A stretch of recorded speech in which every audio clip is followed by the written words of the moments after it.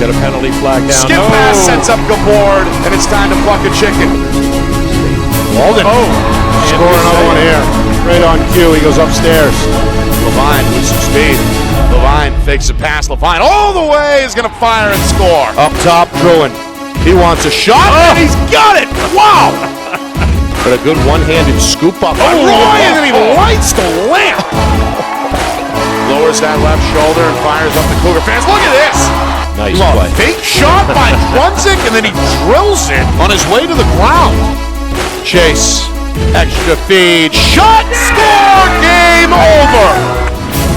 Bouvier upstairs. He atones. Redemption. 35 seconds.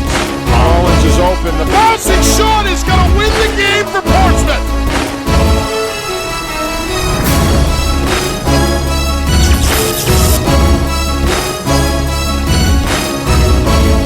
Well, hello everyone, and welcome here to Manchester. Nick Anatsmas, Rich McDonough with you, getting set for the 2026 NHIAA Boys Lacrosse Division I Semifinals. 2 games here at Manchester Memorial High School. 2 juicy matchups as 4 of the state's best programs vie to it. Well, 1 ticket. 1 ticket only per game, per winner to Saturday's state championship. First up, Pinkerton and BG. It's about as classic as it gets. These 2 teams have met several times over the last, 2 decades in this spot, either this spot or the championship round, including last year's finale. Bishop Guertin is the 5-time defending champs. They showed they were human, though, earlier this year when they finally lost to an in-state opponent, and that, of course, was the Pinkerton Astros. That ended a streak of 92 straight wins over New Hampshire opponents. Pinkerton, meanwhile, 15-4, the number 2 seed. BG right behind them in the final standings, which, of course, includes out-of-state losses.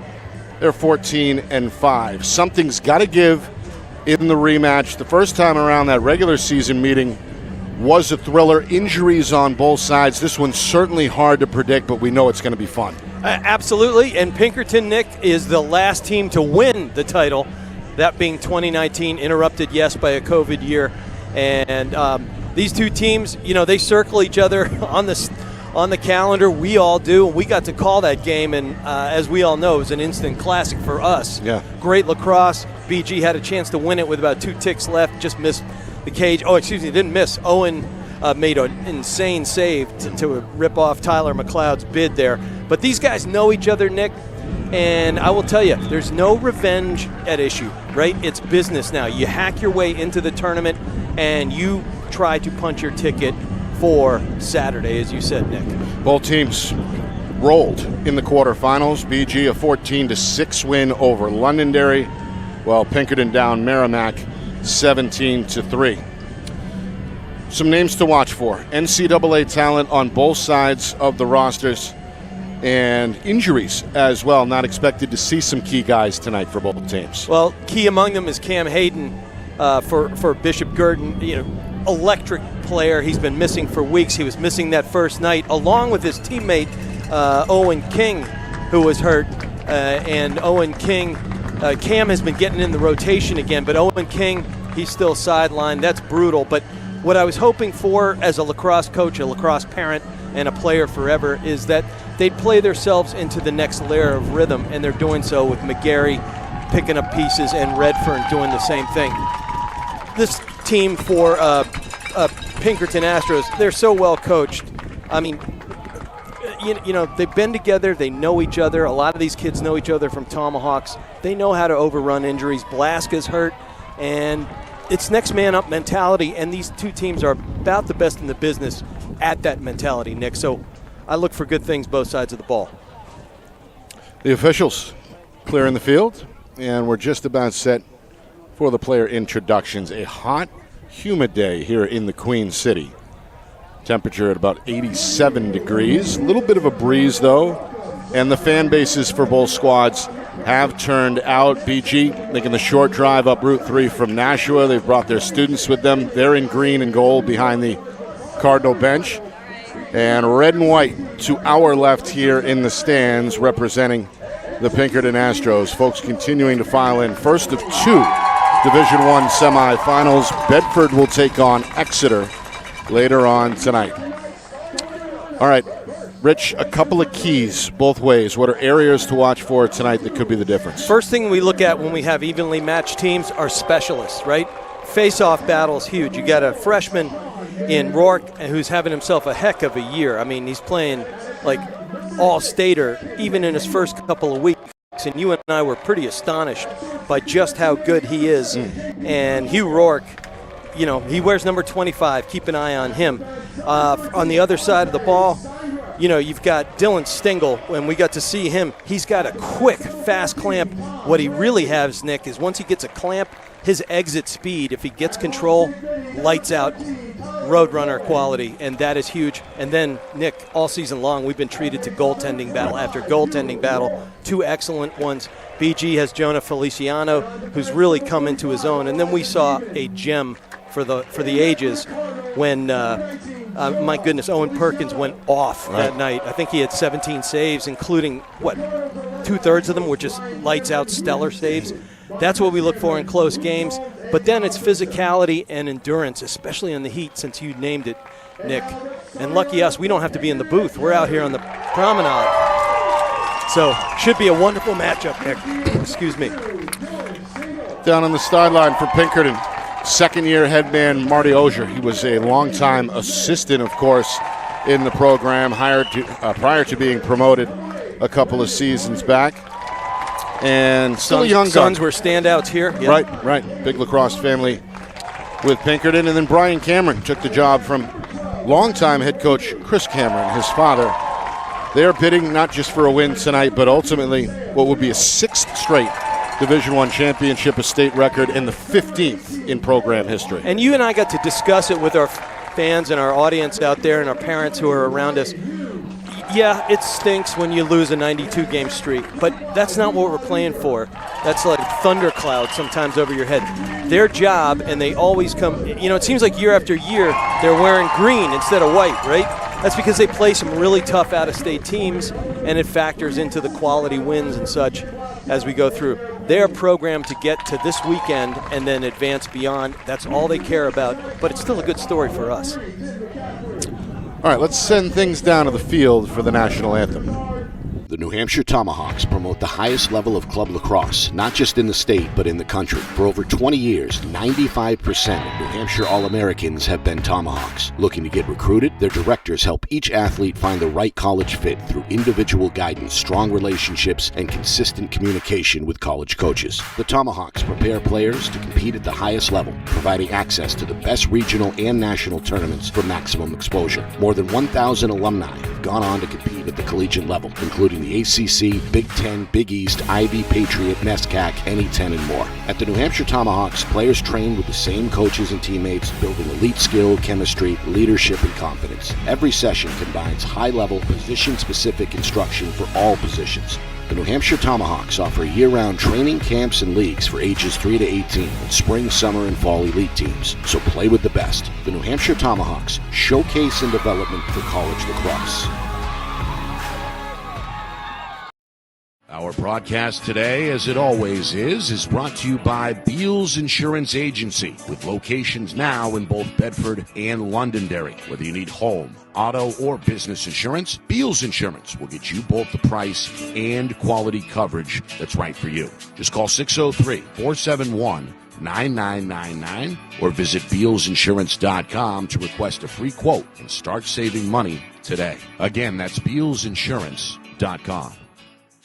How can you reach your team's fundraising goals at no risk and no cost? MG Sports offers a variety of products to make your team's fundraiser a success. Their products include tickets and discount cards to hundreds of local businesses. MG Sports now has a digital platform where athletes can raise funds in the comfort and safety of their own home. So become another lacrosse program like Bedford, Goffstown, or Memorial that sets fundraising records every season. MG Sports, fundraising made easy. Visit mgsportsfundraising.com to start raising money for your team today.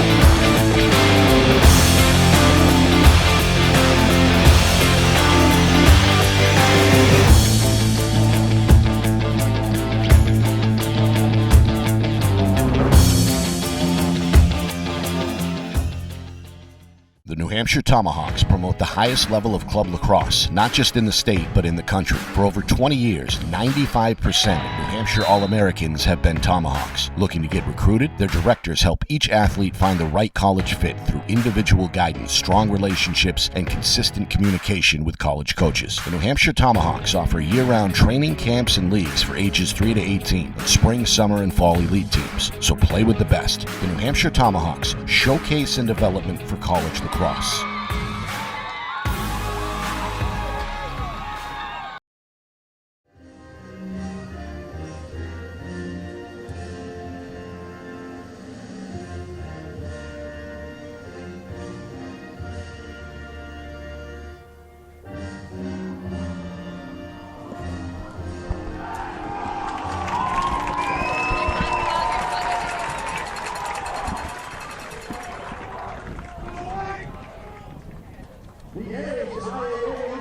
Ask him if he wants me to run a puck.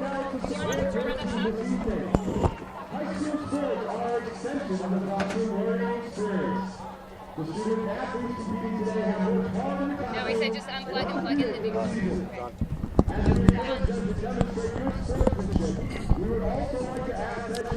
Well, there it is. The national anthem setting the stage here in Manchester, live from Manchester Memorial High School. Nick Anastas with Rich McDonough. First of two Division I semifinals. This 2026 NHIAA Boys Lacrosse D1 tournament. BG and Pinkerton, two of the more historic programs in the state. Cardinals looking for a record 6th straight and 15th championship overall. Pinkerton, the last team to beat them back in 2019, as you alluded to. Just one game difference in the standings. Both teams look to challenge themselves, as you mentioned, Rich, again, with the out-of-state schedule. Really some of the, not just better teams in the region, but in some cases the country, when you take a look at some of these opponents. So the records measure up: 15-4 for Pinkerton, 14-5 for Bishop Guertin. And this one really is anyone's guess tonight. Without a doubt, it was anyone's guess on that first round when we were there at Stello Stadium. Seems like a year ago, but it was only weeks. And it's anyone's guess tonight. It's all about physicality, who's going to do their jobs, a la Belichick, and all starts right here at the dot, Nick. Should be fun to watch.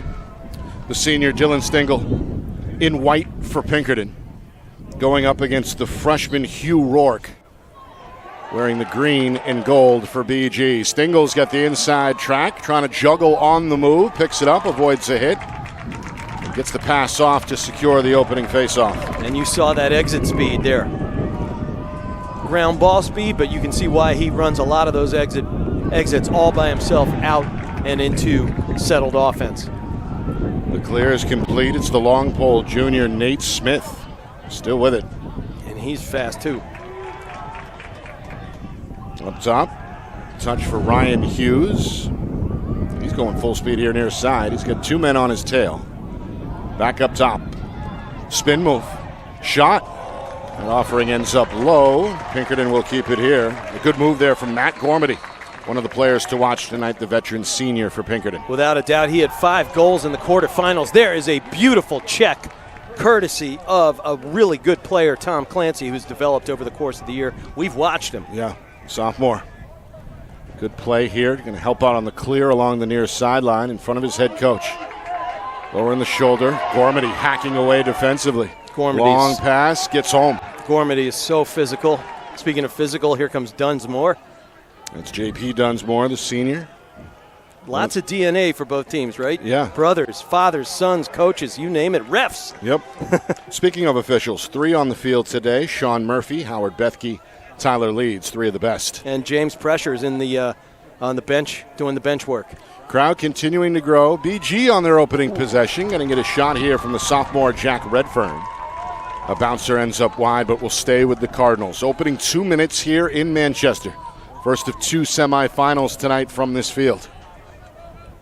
Tough shot there. Bodied up by the defender. That one from Drew Redfern. You mentioned the family connection. Drew, the senior, Jack, the sophomore. Yeah, and Jack had 2 goals, 4 assists for his part in their quarterfinals against Londonderry the other night.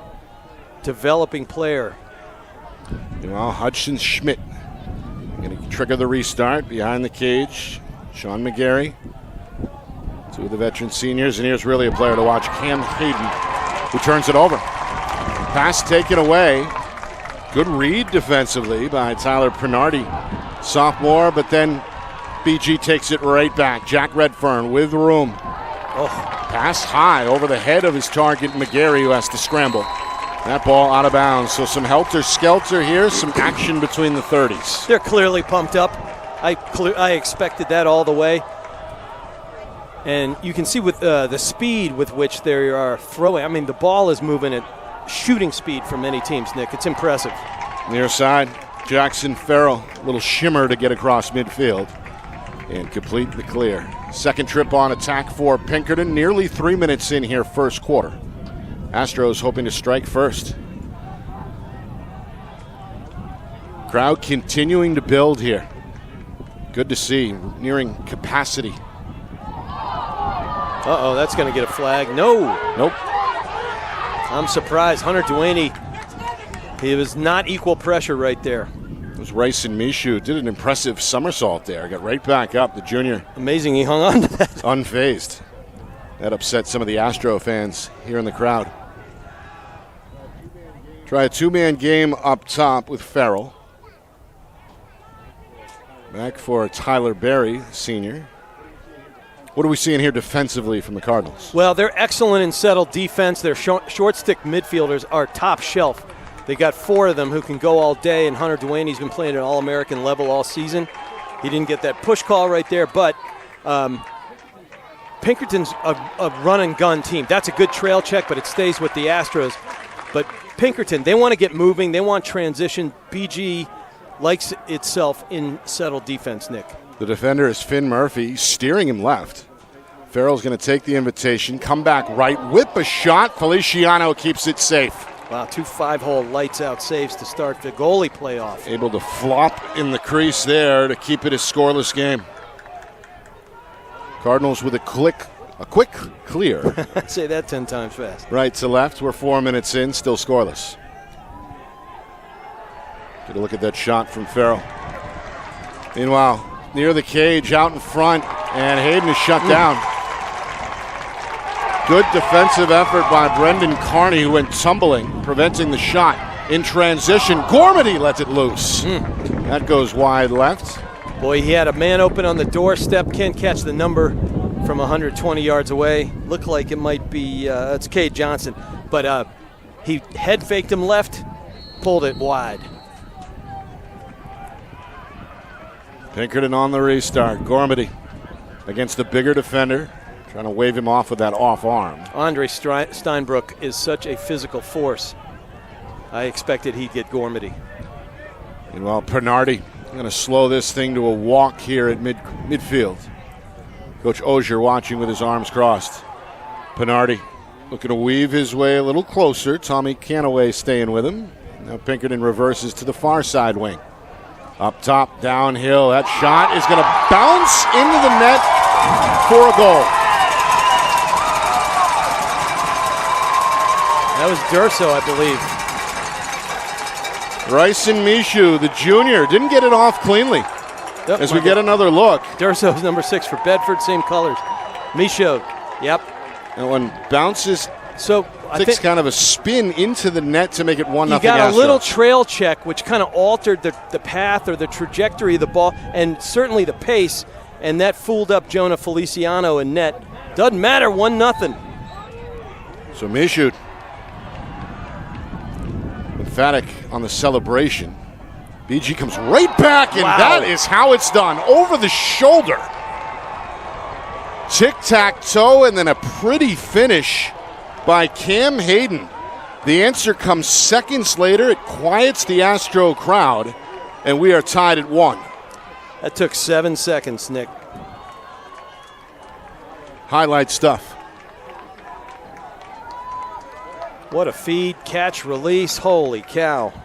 And that is why Hayden is taking his game to Penn State. I'd say. Looks like a magic trick. Hayden, who had missed a good chunk of the year, a few weeks anyway, with an injury he suffered about mid-season. Still kind of working his way back to 100%, but certainly looked good there. Yeah, anytime you pull a hammy, you just got to nurse it along, and if you go too early, it's really a problem. Present company included. Nearing the midway point, first quarter.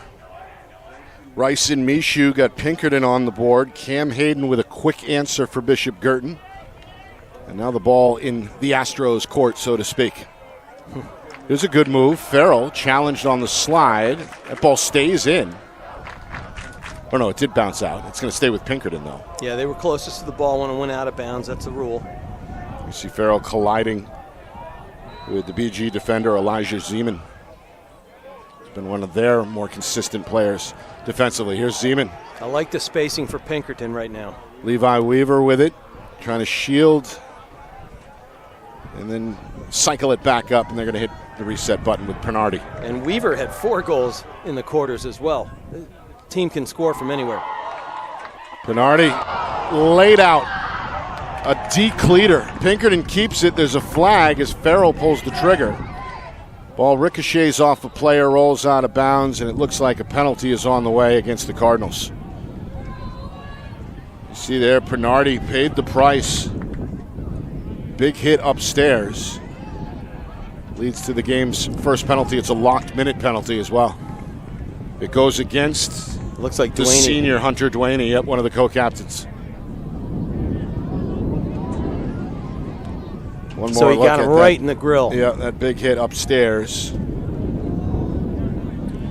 So an EMO for Pinkerton as they look to retake the lead here inside of 6 minutes to play in this first quarter. Hunter is a kid I coached a long time ago. My old coach, Matt Camps, he's a great person. He's not a dirty player. That one he just got up high. He took ownership of it immediately. Well, as a defender, you want to set the tone, so to speak, right? You do. You don't want the penalty. You don't like getting locked in. That's the big thing. You don't want the penalty, but okay to send a message. It is. Hunter Duaney's not a person who likes to he doesn't want to hurt people. Meanwhile, Weaver with a sweeper. When again goes wide. Beautiful look inside, though, and a quick release. Nice job getting everybody pulled outside wide, creating long rotations. Astros EMO continues. Farrell, Gormady, shot, score.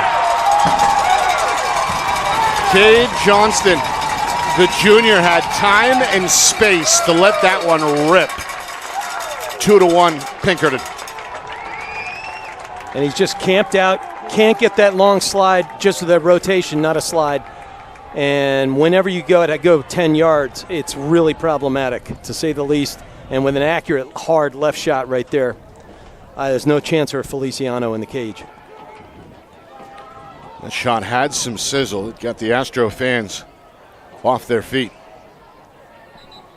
2-1 Pinkerton. A good start for the number 2 seed. They've won 2 of the 3 face-offs, make it 3 out of 4. And on that 3v2 face-off with Duaney still in the box there, that's what happens. This one taken away. He's got help upfield if he looks. Steinbreck to midfield. The athletic junior, head on a swivel, hooks up with Cam Hayden. And here comes the Cardinal attack. I stood next to Steinbreck on the sidelines, and he is a monster. One of their better all-around athletes, without for sure. a doubt. Got a chant breaking out here. Yeah, and that penalty's released now. Back to even strength. The Astros student section, they've come deep. Big time. Yep. They're wearing helmets in the stands. You know it's physical everywhere. Meanwhile, Hayden trying to get off that rocket shot from deep. Flies a bit wide. It'll stay with the Cardinals. Well, that's headed for Willow Street still. Yeah. Meanwhile, Jack Redfern looking for a cutter. Nobody open. Back pedal. Hooks up with his brother Jack, and now swung near side for Jackson Warren, the junior. Warren shadowed here by Stengel. A 2-man game again. Redfern didn't like it. Back up top it goes. Patient trip here for BG. Duaney, downhill, shot and score. Bouncer by the ankles. Boy, Jackson Warren, I've coached all his family. and the brothers in that family and the parents are awesome. And that was a great little shoulder fake. He took a punishment down that dodge right there, a little bit of a speed dodge. Uncommon for the Warren boys, but really well done by Jackson. Took the punishment right here. Yep. Stayed with it. You got to learn how to shoot through pressure, and he changed planes. Way to go, listening to Coach Mack back in the day. Took a bit of a bump there from Ryan Hughes, the junior. Well, Pinardi, look out. Uh-oh. Big hit again as he collides with Steinbruick. Feliciano, the goaltender, ends up with the ball, but there's laundry and a penalty. We might get another locked in here unless you got him in the chest. Now these rivals looking to get after one another here in this first quarter. Pinardi just ran into a wall there. Yeah, and it's a common penalty, but it is a minute. And, well, physicality, I predicted it. We're seeing it. We are. Well, there's no surprise. It's like losing in Vegas. It's got the football-type feeling here through the first 8 minutes of action. It certainly does. 2 penalties against BG. Pinkerton cashed in on the first EMO. Hoping to do so again on the second. It's a locked minute penalty. Near side shot and score. Same spot. This time it's Matt Gormady. Astros in front again, 3-2. Yeah, just pulling the trigger. And look, he uses his approaching defender as a screen. Goes right around his hip. Feliciano can't track it until the bitter end. Lights out. Boy, we've seen some goals in a hurry, huh? We have. That was 21 seconds. First 5 minutes were scoreless. In the last 3.5, we've seen 5 total goals. So back and forth as both attacks starting to get into rhythm. Meanwhile, Rourke, the freshman, trying to keep his counterpart on his back. But the ground ball is going to go to Kearney. Senior, one of the state's better defenders. That's a good pass. Hooks up with Michoud. Michoud's bouncer goes high and out of bounds. Boy, the faceoff dot. The Astros are doing the job. Lopsided right now at, I've got 6-2. And if they keep that up, it's going to be all possession for the fellas in white today. Another shot here wide, backed up by Johnston. It's a good shot. You keep elevating north, pull your defender farther and farther away, which means the goalie has, I mean, if you can get him right in your grill, you can use him as a screen, just like on that last goal by Gormady. 2-man game behind the cage. Weaver going to clear it out. Hounding him is Kevin Salafia, sophomore. Back up top it goes. Both teams have been patient on the attack. Even strength here after the 2 EMO goals. 2 penalties hurting BG early. Yeah. Inside of 3 minutes here, first quarter. Here comes Weaver with a running start. Cycle it back for Johnston. Johnston behind the cage, looking to lower the shoulder. Again, being ridden by Clancy and Pinkerton. If it's not there, they're going to pull it out. Rich, we've seen that time and time again. Good patience. Good patience. P is for Pinkerton, P is for patience. But BG can't give a fast-passing team like this so many opportunities. Farrell going to take over. Both head coaches watching with their arms crossed. Now Coach Cameron animated, barking at the defense here as Pinkerton continues to swing it. My guess is he wants more communication inside. Weaver against Salafia. Back up top. Extended trip here for the Astros. Farrell in a crowd, that ball loose. Steinbruick in pursuit for BG. This one takes a high bounce, still loose. Farrell's got the inside track, and he finally pins it in and retreats to midfield. As the Astros, well, a long trip comes away with nothing. BG now working on the clear here, right to left. First touch for Cooper Paquette, the junior. Escorts it over midfield, and Cardinals now looking to settle in here as we approach 1 minute remaining in this first quarter. Pinkerton looking to protect a 3-2 lead. There's McGarry waiting for him. There's Paquette. Yep, stopped by Perkins. First save for the junior. It comes on the doorstep. Big stop for the Astros. Now Carney in his own end with under a minute to play in this first quarter. Going to venture unchallenged to midfield. McGarry, the defender. Nice move. Yep. Here come the Astros. Mishu down the middle. Intercepted. Steinbruick, who's had a heck of a first quarter, picked that one off. The junior with Mishu on his hip. Battling down the sideline. Coming back middle. And finally finding some safety here. That was not Steinbruick, but Ryan Baker, right, the senior. 15, not 13. A nice interception and clear. Now BG with one more chance here, 20 seconds to go. Yeah, and they can get this done. One guy I'm looking to is McGarry. He's down top side of the crease right now. He had 5 goals in the quarterfinal. He's one of those guys. Here he is, got the ball wing to wing. Off the skip pass. Perkins, another stop. He got it. McGarry, a pretty good look. That is going to bring us to the end of the first quarter. We're going to wave that off as the buzzer had already sounded. Astros with a 3-2 lead.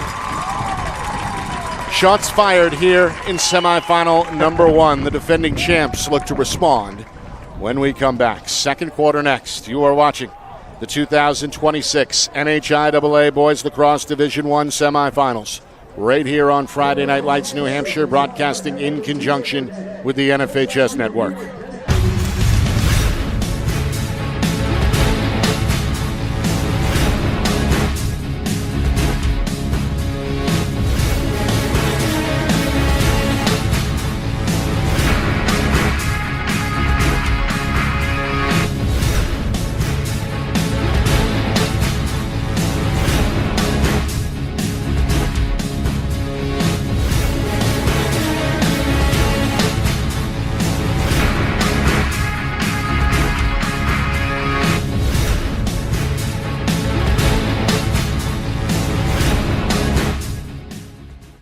New Hampshire Tomahawks promote the highest level of club lacrosse, not just in the state, but in the country. For over 20 years, 95% of New Hampshire All-Americans have been Tomahawks. Looking to get recruited? Their directors help each athlete find the right college fit through individual guidance, strong relationships, and consistent communication with college coaches. The New Hampshire Tomahawks offer year-round training camps and leagues for ages 3 to 18, and spring, summer, and fall elite teams. So play with the best. The New Hampshire Tomahawks, showcase and development for college lacrosse.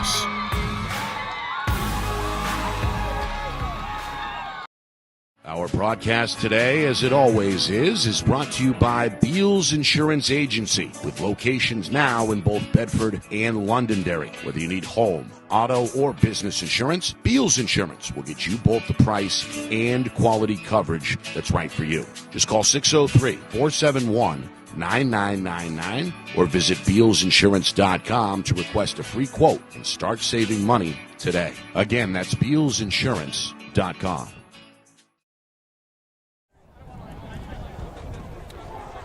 Well, the Pinkerton Astros looking good through 12 minutes of play against the 5-time defending champion BG Cardinals. 3-2 Astros after 1. Nick Anastas along with Rich McDonough. We're here at Memorial High School in Manchester. Both teams vying for a spot in Saturday's state championship, which will be played at Stello Stadium. What'd you like about that first quarter for Pinkerton? For Pinkerton in particular, discipline and poise, right? They took what was given to them. They also took some punishing hits without losing their cool. And I used to preach, don't lose your cool, because then you lose your game integrity. And that's kind of like a cloud that follows you around the game. But BG's got to get it done better at the dot here, the draw. It's 4-1 Astros at this point. Stengel, senior, has provided them a lift at the face-off X. And as a result, his team had the ball more often than not in that first quarter. Possession, possession, possession. Can't do anything without that rock. Ryan Hughes given room, going to take a jog. Far side.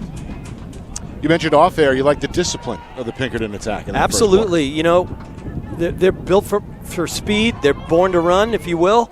And they're taking what the game has given them. And they stayed in their offense. They stayed in their flow. They tried to pick the lock front side, then backside. They took advantage of their EMOs, and they were 2 for 2 on that. And this is just a team that was prepared and ready to play, which means they believe, Nick. The only New Hampshire opponent in the last 6 seasons to beat BG, they did it last month. And that was down fantastic defense Yeah. by the SSDM Hunter Duaney right there. Cardinals force a turnover. J.P. Dunsmore hears the whistle. Going to run middle here. Trying to work out of his own end. Collides with the defender Gormity. Splits 2 defenders and crosses midfield. It's genetic. Any Dunsmore is a human punt return. Coming from a long history of lacrosse in the family. Minute gone by, second quarter. Cardinals saw 2 goals in that first period. Cam Hayden and then Jackson Warren. How might they, Rich, get some of those other guys involved here in the second quarter? We saw a little flash of it. I was hoping to see, as a player and a coach, I was hoping to see them involve McGarry in the game. They went wing to wing. They're excellent at passing wing to wing and using their righties and lefties. Shot safe. Hayden puts some heat on the offering, but Perkins makes the save casually down by the right hip. I was just high to high. He's too quick for that. 2 minutes in, still 3-2 Pinkerton.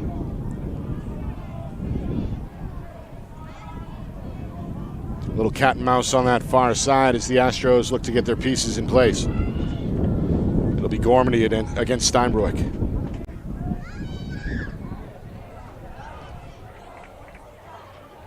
And 2 men behind the cage. Weaver off ball. Gormity looking for the pick. Did Weaver move? Yeah, he did. He was moving. The officials blow the whistle, give it back to BG. Yeah, you can't move, much like basketball on the moving pick, but you also cannot use your stick to widen your body, as it will. It's got to stay parallel to your frame or to that. You can't, crisscross it up. And I think there was a little of that going on. Steinbruick doing a good job avoiding 2 defenders. Schmidt with a spin move completes the clear. And the Cardinals looking to tie the game here left to right with now 3 minutes gone by, second quarter. On a bit of a windy late spring night here in Manchester. Hot today, hot yesterday in the region. But I'd imagine with the breeze and with the cloud cover, certainly humane playing conditions down there on this turf field. Yeah, I've experienced all the opposite playing down at UNC and in the ever popular Ocean City, Maryland tournament in August. It's a relief. Meanwhile, seeing a patient possession from Bishop Guertin here as this one is turned over. Oh, it hit 2 sticks on the way out. You had a knockdown and then it deflected off of Cam Hayden. And right on the spot there, it's going back the other way. That's good knockdown drill right there, but for the Pinkerton Astros. Caleb Hobden, the senior. Nice job. He's a Clarkson commit, and you see why there. Makes a play for his team. Cardinals retreat defensively. Pinkerton on the clear. They'll slow things down with now 4 minutes gone by in this second quarter. Boy, and you said it. In case this broadcasting thing doesn't work out, you're going meteorology, Nick. The wind's really starting to whip. It's got that cooling effect. Might we see you out there tornado chasing someday? No, I doubt it. I'm too old for that. Meanwhile, I think Pinkerton probably okay, Rich, with these long possessions. Everybody gets a touch, and whether or not a shot presents itself, okay. You're playing here with the lead now into the second quarter. Yeah, 3-2 lead against this team's nothing to write home about, but you're dominating TOP, time of possession. You feel great about that psychologically. Meanwhile, explosive athletes on the offensive side for BG can't get a touch. This shot off the defender. Nearly 5 minutes in, second quarter. Pinkerton a 3-2 lead. That's been the score since the end of the first. Pinardi going to grind his way behind the cage. Weaver takes over. Finds a cutter. Oh, there's a save. Feliciano able to wave the wand there for his third stop. That's one of his best saves of the year.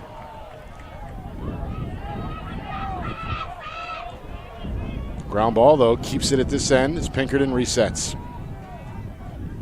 Mishu against Dunsmore. trying to get inside. Dunsmore right on his back. Dunsmore's flirting with the flag right now. Officials let it go. These are outstanding officials, so they'll let a few things go, but there you go, you're going to have a trip. Astros fans, they appreciate that.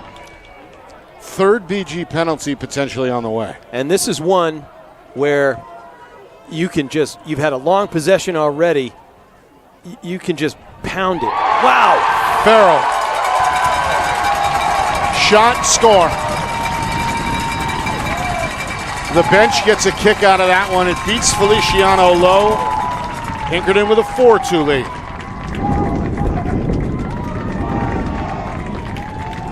And look at this. They're just fading away. Big step down sidewinder. Boy, that had some heat on it, Nick.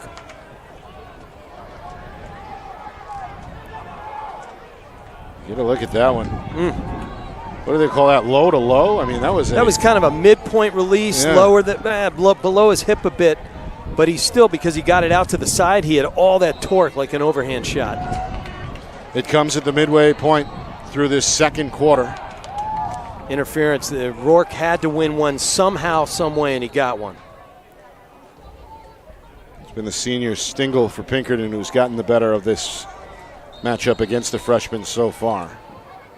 Unofficially 6-3. And I know it's early, 6 minutes in the second, but BG needs some quality looks here, even if they don't put one in the back of the twine. You got to play yourself into some rhythm here, and it starts with a good possession and some good off-ball movement. And again, these guys are terrific at passing from wing to wing, and that sometimes opens up high to low. Meanwhile, they're trying to find West. West unable to bring it in. Helped out there from Warren. And they were just jamming it into traffic, looking for Hayden to just get untracked somehow. But you don't want to rush it. The Penn State commit finds Jackson up top. And we've got a timeout from Coach Cameron. It's a good timeout. Bishop Guertin wants to talk. The Astros looking good here as we head towards 5 minutes to go in this second quarter. You see some of the physical play there. Took a couple of pokes up near the mask. Yeah, right in the grill. And I know the Camerons pretty well. We all coach in Tomahawks together, and I'm sure they're lobbying. We'll put it that way. Yeah. And but I think it was a good timeout, Nick, because BG is out of rhythm, and you want to talk it up. Let's get some focus. Let's rediscover our ethos in the huddle, and then let's go convert action to energy on the field. Yeah. What have we seen on that end of the field here? What has been the key for the Pinkerton defense? We talked earlier about the Astro attack, but how about that defensive unit and what they've done in this first half? I just think they're playing beautiful body position. They're doing the old Bobby Scott Hopkins playbook. They're taking away the front porch, or they're letting them go to the front porch, taking away the proper side of the field. Your help side's in play, and they're communicating. You can hear them from up here. Everybody is quarterbacking the backside of the defense. Ball side, help side, ball you man. I mean, it's really well done. It's a nice start, and they're just in rhythm. I mean, it's like WD-40. They're ready to. They're greased up and ready to go. I love what I'm seeing from the Astros tonight. Ready to go, as are these two fan bases. Got a good look at the crowd here at Manchester Still Memorial. filling up. Yeah, they're still arriving. First of two Division I semifinals here in the Queen City. Bedford and Exeter come your way shortly after 7 o'clock. Pinkerton, 4 goals, 4 different goal scorers. 2 EMO goals as well. Michaud, Johnston, Gormady, and Farrell. BG with 2 goals, both in the first quarter, from Cam Hayden and Jackson Warren. Now out of the timeout, it's Warren on the restart. Flips it over to Hayden. The senior looks to skip to his right here, surveying. Boy, they're really locking off McGarry backside. McGarry with a touch, a quick pass. Jack Redfern, the sophomore, is given space, and now back to McGarry. 5 minutes to play, second quarter. That one, not sure what happened there. It came towards, looks like the crossbar, not sure if it... Yeah, it just was getting off the top side of his cross. It rolled out top side, and then that'll go high every time. Meanwhile, the cut, banking attempt from Jack Redfern, and then the foot raise It's won by Bishop Guertin. A diving effort there from Jackson Warren. That's a great run. I will say that the dive doesn't help unless you get your gloves down to the turf. It's where your feet were. Certainly appreciate the effort if you're Coach Cameron. Oh, without a doubt, it fires up your team. Ignorance is bliss. Cardinals will keep it. Hayden, another shot attempt. This one's swallowed up low by Perkins. Just too far away. A handful of stops for the junior. Quick outlet. Here come the Astros. They got numbers. Weaver, tic-tac-toe, and there's the finish.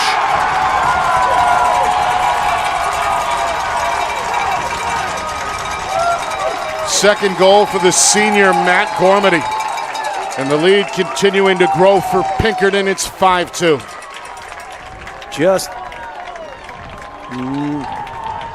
They just out-hustled him down the field, bottom line. And then you get to that point, you got numbers. Typically, you stay locked in your 4 points, if you will, to create those long rotations. But they reacted, and they got into space too easy.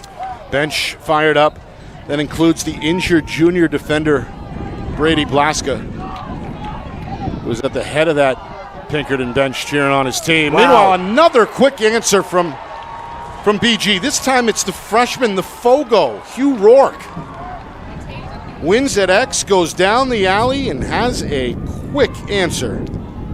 That just was 8 much seconds needed, later. Much needed. My goodness, he almost lost that, fought through it, won that ground ball, and then bang, zoom, high to low. Owen couldn't track that one down. Well, the freshman who has had his difficulties at X in this first half against Stingle wins there and then scores. Stingle keeps him on his back in the rematch and wins it for the Astros. Yeah, Rourke was holding on right there. Not a hard call. 4 minutes to play, first half.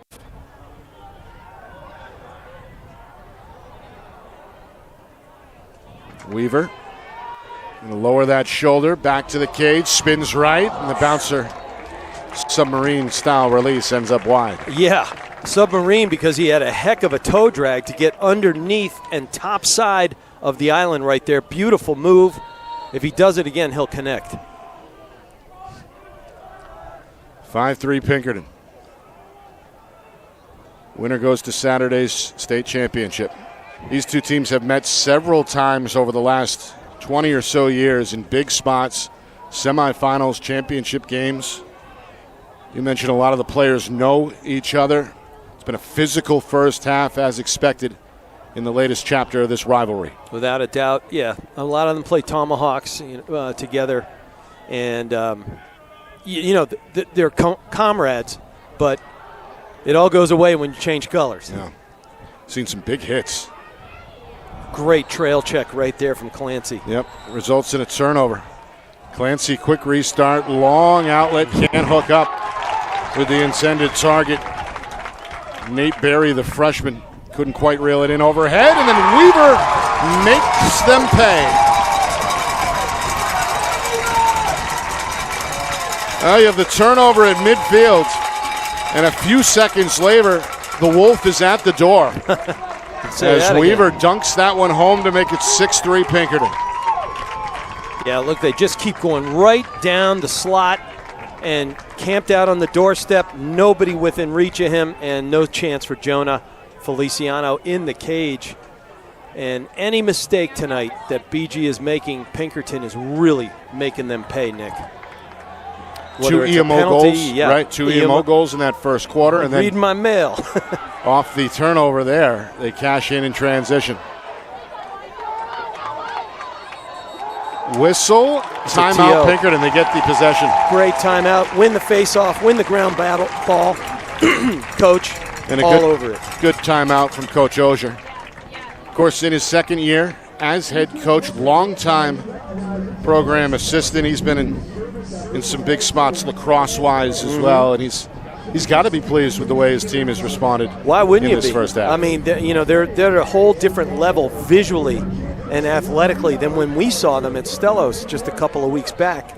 And granted, they're taking BG out of their typical team ethos, but BG doesn't look like it's itself right now. They really don't. I think they were flat in the first half of the Londonderry game, and I just wonder what kind of bugaboo is going around the locker room right now.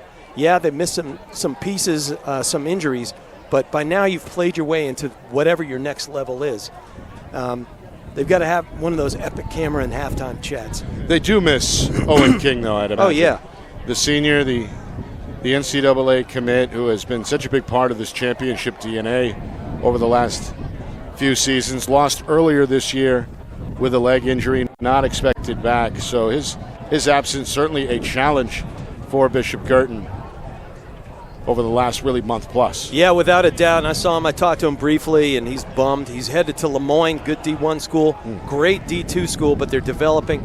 That said, their longtime 29-year coach, Dan Shanahan, resigned today. He calling it quit. He's moving up the ladder into the athletic director's office, and he's had 6 national titles there. Great, but he's going to do well. I just know he's aching on the sidelines here. All right, Pinkerton. Looking for more here. With inside of 3 minutes to go until halftime. Coming up at halftime, stats, highlights, analysis, full recap, and a preview of the other Division I semifinal between Bedford and Exeter. All that coming up at the break. The Astros never trailed in this first half. They've got their biggest lead on the board here, 6-3, and appear, Rich, to be not in a hurry to go anywhere. I wouldn't be. I wouldn't be. You've taken the wind out of BG's sails, and again, I don't think BG's. I think they're 80% right now.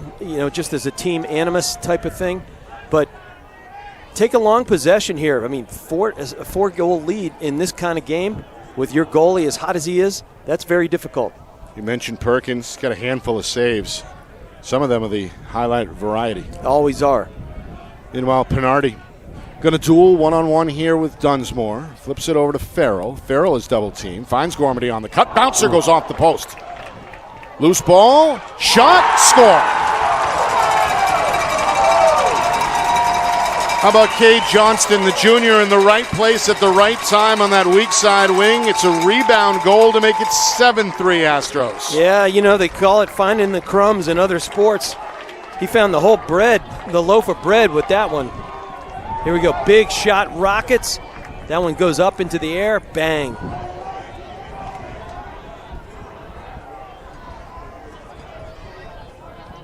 That one certainly excited the Pinkerton fan base. And right off the carpet, could not control it. Oh! Stengel takes a tumble. Rourke was on his heels. Call is going to go. Said he was they're saying pushing BG off, scoring here. The other way, yeah. Coach Cameron pleading on the sideline.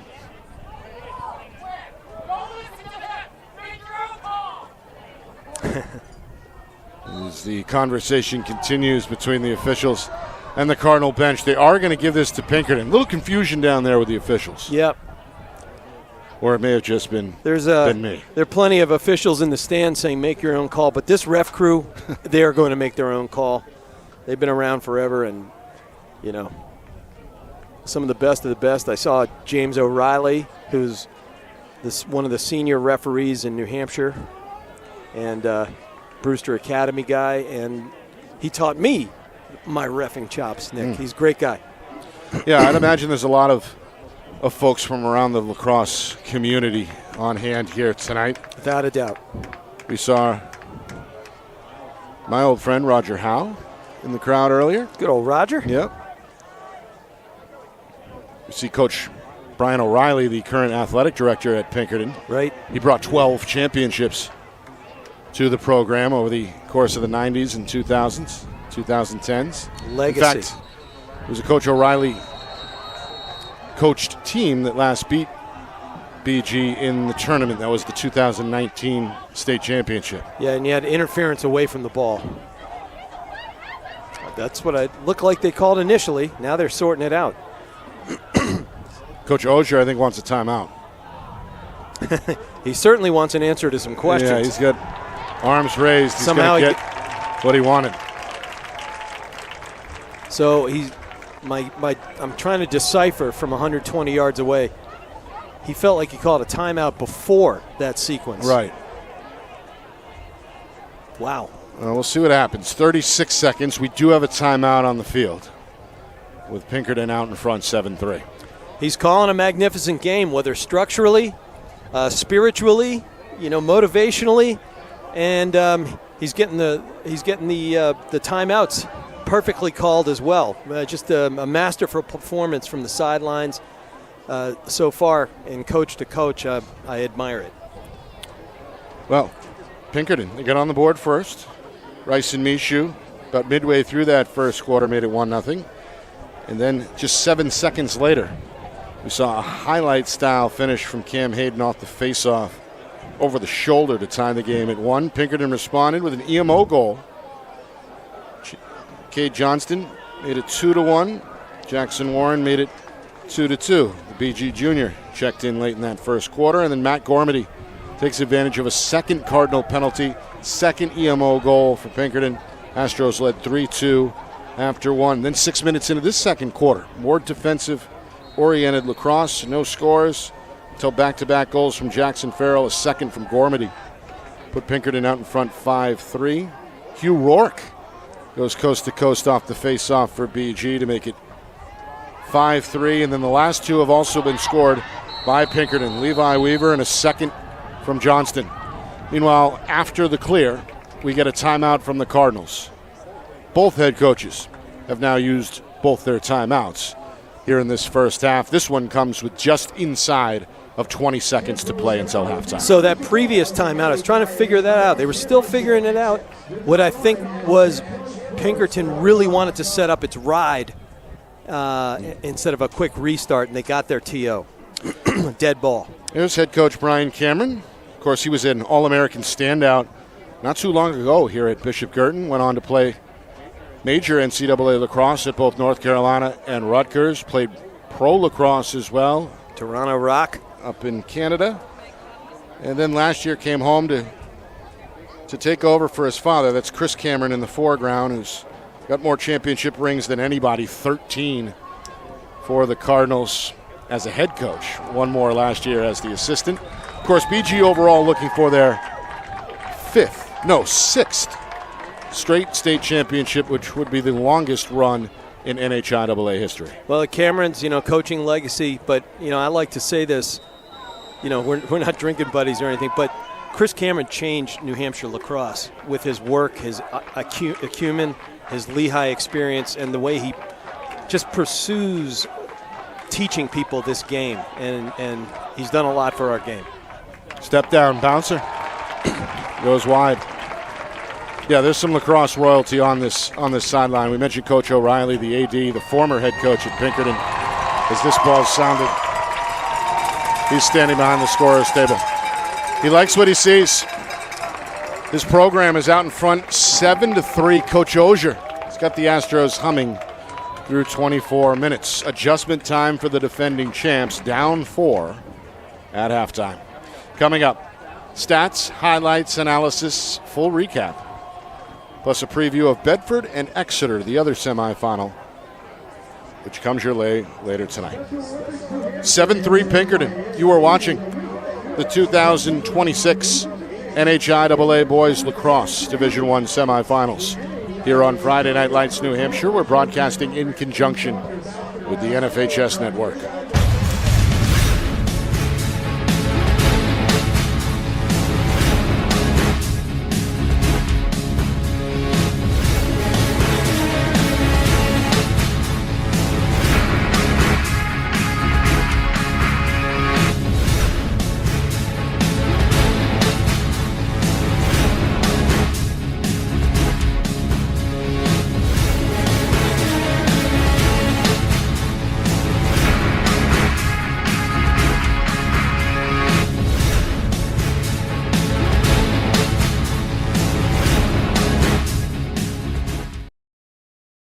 Hampshire Tomahawks promote the highest level of club lacrosse, not just in the state, but in the country. For over 20 years, 95% of New Hampshire All-Americans have been Tomahawks. Looking to get recruited? Their directors help each athlete find the right college fit through individual guidance, strong relationships, and consistent communication with college coaches. The Tomahawks prepare players to compete at the highest level, providing access to the best regional and national tournaments for maximum exposure. More than 1,000 alumni have gone on to compete at the collegiate level, including the ACC, Big Ten, Big East, Ivy, Patriot, NESCAC, NE10, and more. At the New Hampshire Tomahawks, players train with the same coaches and teammates, building elite skill, chemistry, leadership, and confidence. Every session combines high-level, position-specific instruction for all positions.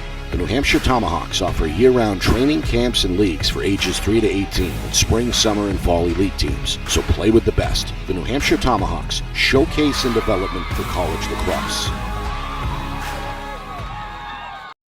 Our broadcast today, as it always is brought to you by Beals Insurance Agency, with locations now in both Bedford and Londonderry. Whether you need home, auto, or business insurance, Beals Insurance will get you both the price and quality coverage that's right for you. Just call 603-471-9999 or visit BealsInsurance.com to request a free quote and start saving money today. Again, that's BealsInsurance.com.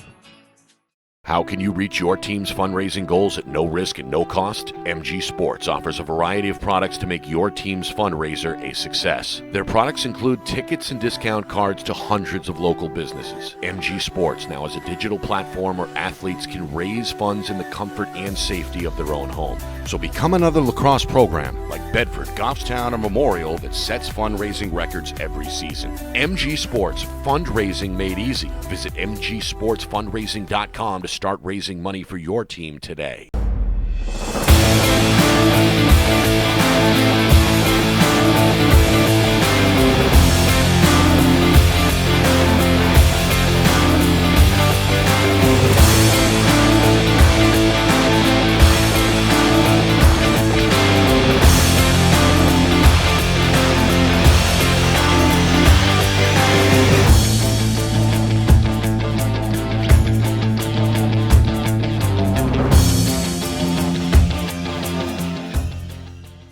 The New Hampshire Tomahawks promote the highest level of club lacrosse, not just in the state, but in the country. For over 20 years, 95% of New Hampshire All-Americans have been Tomahawks. Looking to get recruited? Their directors help each athlete find the right college fit through individual guidance, strong relationships, and consistent communication with college coaches. The New Hampshire Tomahawks offer year-round training camps and leagues for ages 3 to 18 with spring, summer, and fall elite teams. So play with the best. The New Hampshire Tomahawks, showcase and development for college lacrosse.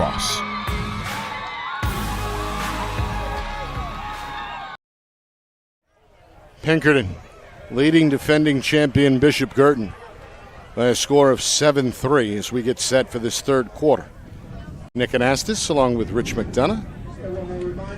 The winner goes on to Saturday's state championship game. They'll await the winner of Bedford and Exeter. Bulldogs and Blue Hawks come your way later tonight. First quarter, Pinkerton got on the board 5 minutes in. Ryson Mishu, the junior, made it 1-0. Just 7 seconds later, Cam Hayden had the answer for Bishop Guertin.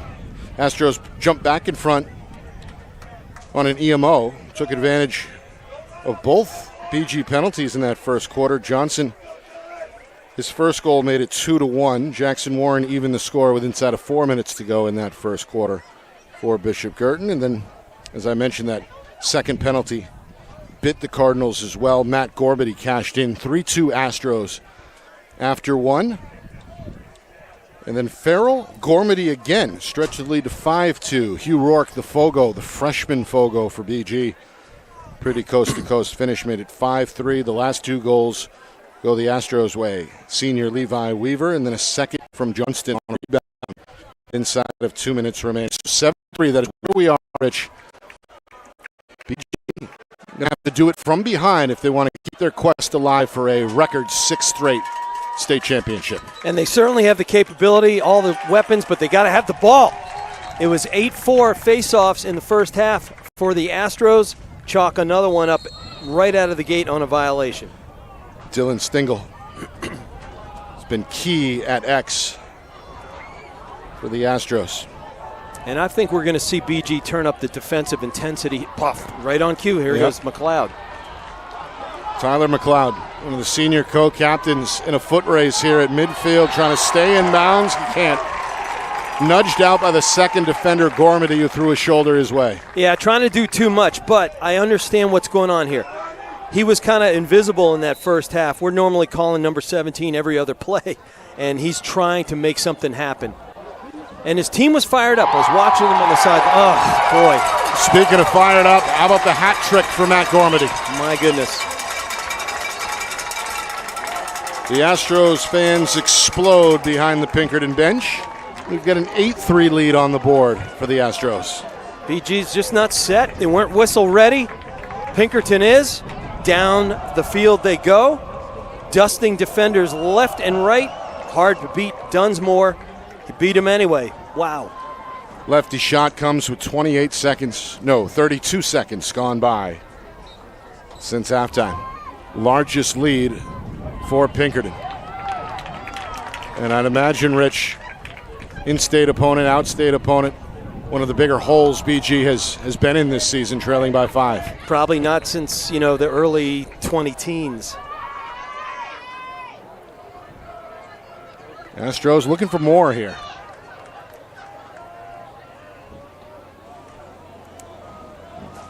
They'll slow it down. We saw this in the first half, those methodical, patient trips.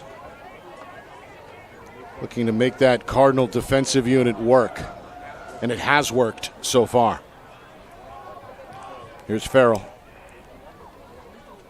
And chased by the long pole defender, Gabriel Cini, the senior.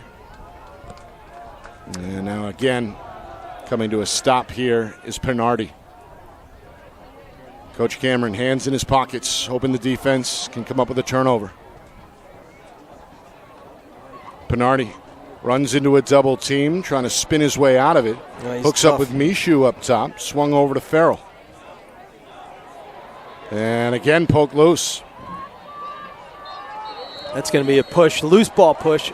Oh. Astro fans wanted to push. BG instead is going to get the ball. Good Let's play see. by Cini to poke it loose, and then there's the battle. And it's a good call. It's a good call. He didn't get unfair leverage from the right side there. It looked like it from this angle, but on the sideline angle right there, it's a totally reasonable call. Ref was right on it. Meanwhile, the Cardinals looking to get to work. One of the more explosive attack units in the state, held to just 3 goals so far. There's a tough angle shot. May have been deflected by the defender. It's kept in play behind the cage by McGarry. Swings it to Jack Redfern, and now back up top for Schmidt. Schmidt colliding with Farrell. Farrell going to push him deeper onto that wing. Farrell falls down. Schmidt goes by him. Swung to Hayden, near side. Jack Redfern trying to find some space. Bouncer, swallowed up. Perkins, half a dozen saves unofficially for the junior goaltender. Yeah, and there was just an unfortunate shot choice there. It was just, no at a point where you can't get a whole lot of leverage in it on a fast goaltender. Bring it outside, reset switch. Meanwhile, this one turned back over to Bishop Guertin. Good pressure by the Cardinals. And a quick restart for Dunsmore, who tries to spin off of Gormity. Yeah, Comes back middle and throws a rainbow over the top for the clear. Make the pass. Do it the easy way. Dunsmore loves to run just like everybody else in his family. And All-Americans at the short stick D position, it's almost like a birthright. But just go up the ladder, make the next pass. Get yourself, we got to play, if you're BG, you got to play yourself into rhythm right here. There comes Hayden, the Penn State commit, switching hands there. The bouncer, though, a little wide left. It'll stay with the Cardinals. And he's asking for his teammates to stay nice and wide. Looks like he wants a 1-4. Jack Redfern trying to spin away from the defender, Sam Leo. And that one there you go. Is a shot and a score. And I think Cam Hayden read the room right there. You see him with his hands out to the side going, let's stay spread, open up the room here. That'll open up a slot. Nice little rollback. There's a dodge. Redodge coming. get top side of him, wait for the lunge, and then go right by his hips. That's nice lacrosse. Yeah, good placement, too, on the step down. Jack Redfern, sophomore. He's had to do a little bit more, Rich, with Owen King, the senior, having been lost for the season. Yeah, it's by committee at times, and here comes another face-off win. It's the 5th. Or I'm sorry, that's the 11th. 11-4 Pinkerton at X right now. A sizable advantage for the Astros. It's helped to contribute to this 8-4 lead with 4 minutes gone by in the third quarter. Ball on the ground. It's loose near midfield, and there's, once again, McLeod. Comes up for the ground ball. Up ahead, Tommy Canaway, the defender, flips it off for Hayden. Step down, and a save by Perkins. Great fake, but great save. And that one stung Perkins. Yeah, waved the wand, stopped it low. Ground ball, scooped up at midfield. Brendan Carney to the rescue for Pinkerton. And the Astros have it now deep in card territory. High pass for Mishu, trying to find some safety behind the cage. 5 minutes in, third quarter. Sun poking back out as well. First of 2 semifinals here at Manchester Memorial High School. The winner goes on to Saturday's D1 championship. Bedford and Exeter comes your way about an hour or so from now. Astros have played with the lead throughout the afternoon. A 3-2 lead after one, 7-3 at halftime. And as we approach the midway point of this third quarter, it's 8-4 Pinkerton. And again, another patient trip by the Astro attack. Mishu now on the run. Bouncer goes wide. Not sure if Feliciano got a piece or not. It stays in play. We get another step down. Feliciano, another save. Ground ball goes to BG's Finn Murphy. A couple of big saves to keep this at an 8-4 game. And he needed that psychologically. I'm an old goalie. I played at Georgetown and Fairfield and then Maryland men's leagues forever. It just gets you back on frame. Meanwhile, Hayden, sweeping shot with the defender right on his hip there. Goes wide. It's backed up by McGarry and will stay with BG. You don't even think he can release it at that velocity. He glides. And obviously that's why he's going to a Final Four national championship caliber club. Yeah, committed to Penn State. They're going to need him here in the second half for sure, as the Cardinals look to erase what was a 5-goal difference. Shot, save again by Perkins. And a good ground ball scoop as well by Spencer Chalmers, the senior. But turned over, stopped again as Perkins starting to rack up the saves now. He's got 9. Yeah, these long ball shots aren't doing it. Gormady skips it far side. Long pole, Nate Smith may have taken his eye off it. Ball ends up on the ground. Good hustle by Weaver to keep it in play, but it goes back to Bishop Guertin.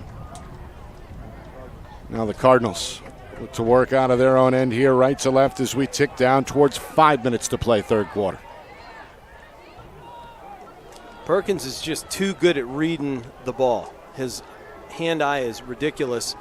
And they've got to get him moving, and they've got to make that one more pass, make the one more dodge. You saw it work for Redfern with the dodge, re-dodge, open up the slot. That they got to do more of that. They can't just let it rip from 12 to 15 yards.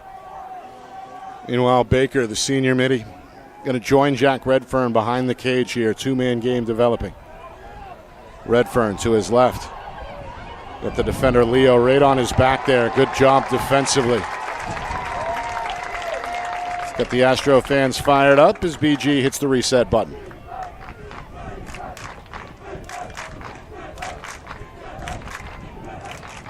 Evan Bates in the game right now. The sophomore hasn't seen much time, but no. There he is. Now Jack Redfern going to backpedal here.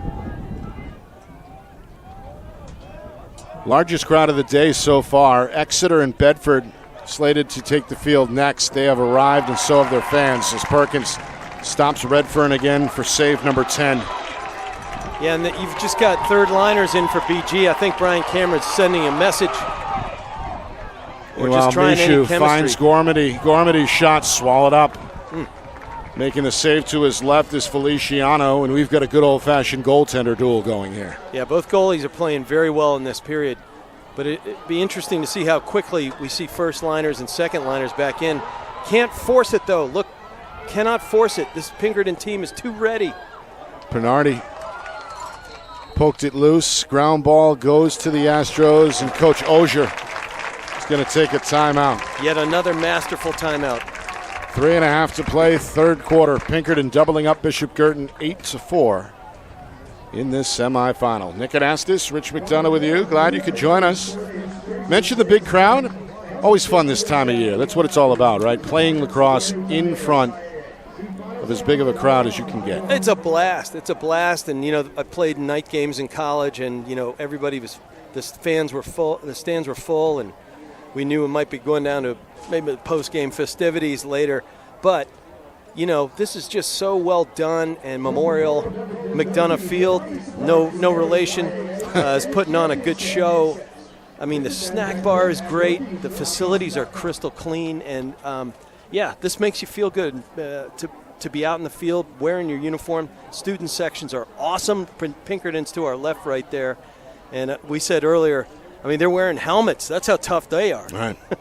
Good facility.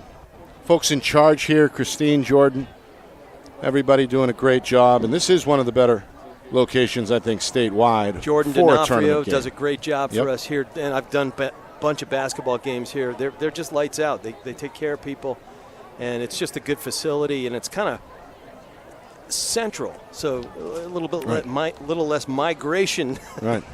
All right, let's reset the storylines here. Obviously, Bishop Guertin has been the standard in Division I for so long. 5 straight D1 titles, gunning for a historic 6th this season. It could come to an end tonight. Pinkerton, of course, the last team to beat BG in the postseason. That was back in the 2019 state championship game. That was Coach O'Reilly's final game on the sideline.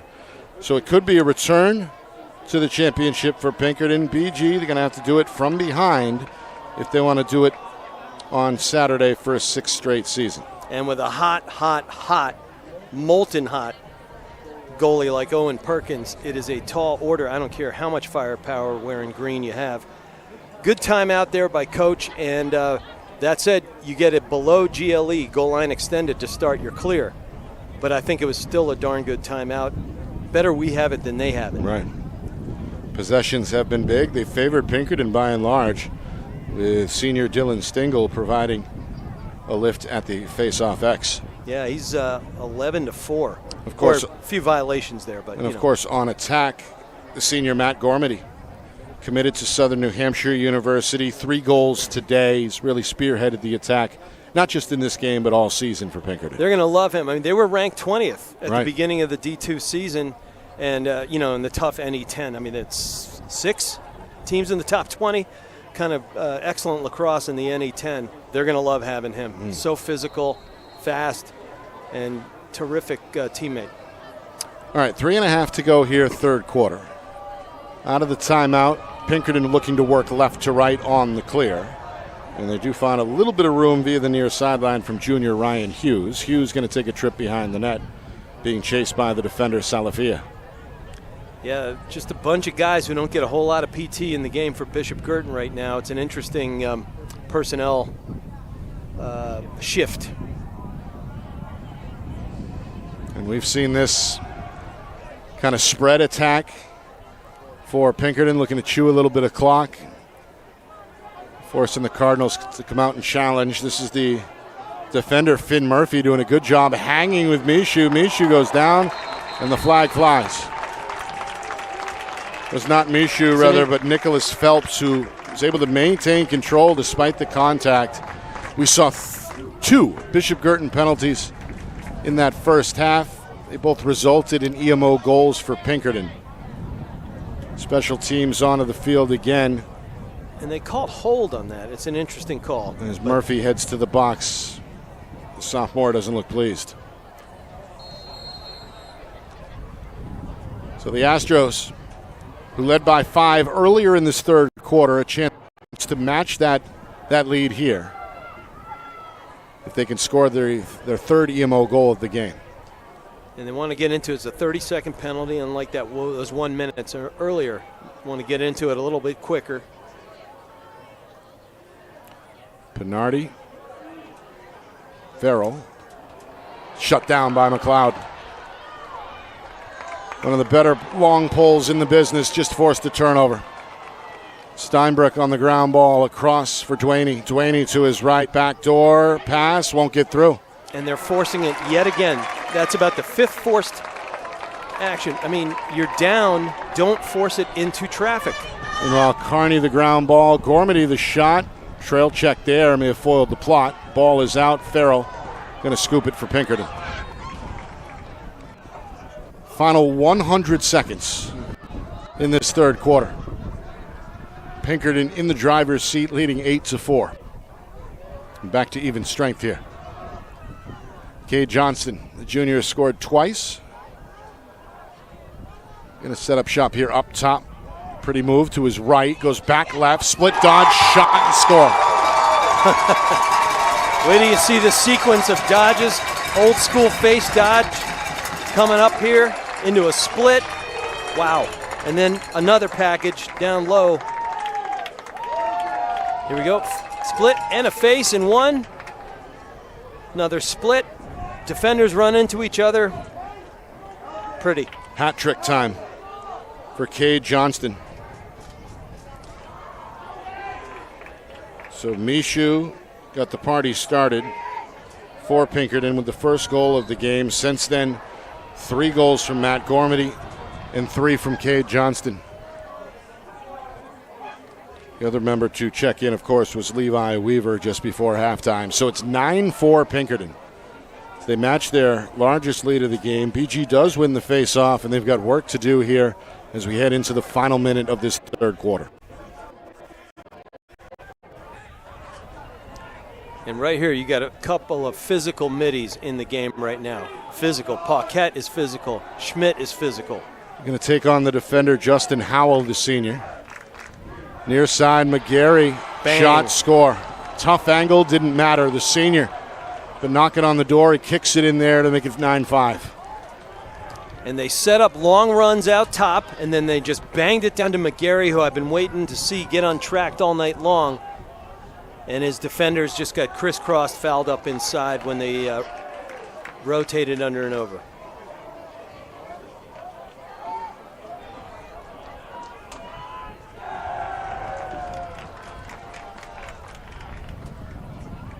And it all started with a great win on that last face-off by Rourke. Can he do it again? The freshman against the senior, Dylan Stengel. Stengel gets that one. He's so good. He is just so good. Now you just chew clock and get to the fourth, Nick. Get that one last look.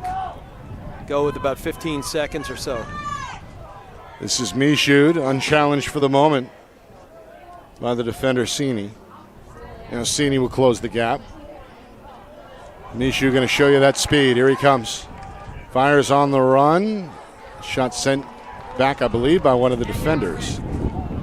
BG gets to it, and a quick clear has got Dunsmore with room. Dunsmore, the senior, near side to Redfern, and Jack is stripped by Carney. That is going to do it for the third quarter as Pinkerton ends things on a high note. They've got their largest lead on the board at 9-5. And the champs are between a rock and a hard place. Can BG erase the deficit, or does Pinkerton knock them off? We find out on the other side. Fourth quarter is next. Buckle up. You are watching the 2026 NHIAA Boys Lacrosse Division I Semifinals right here on Friday Night Lights, New Hampshire, broadcasting in conjunction with the NFHS Network.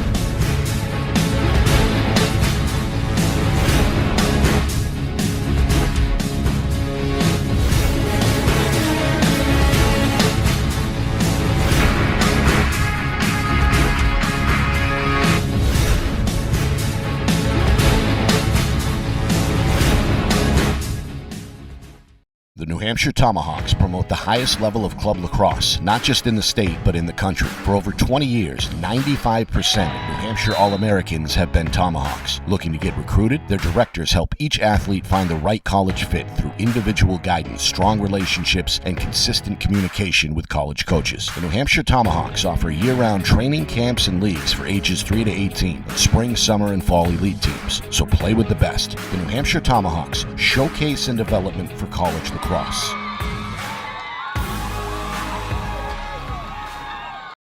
Our broadcast today, as it always is brought to you by Beals Insurance Agency, with locations now in both Bedford and Londonderry. Whether you need home, auto, or business insurance, Beals Insurance will get you both the price and quality coverage that's right for you. Just call 603-471-9999 or visit BealsInsurance.com to request a free quote and start saving money today. Again, that's BealsInsurance.com.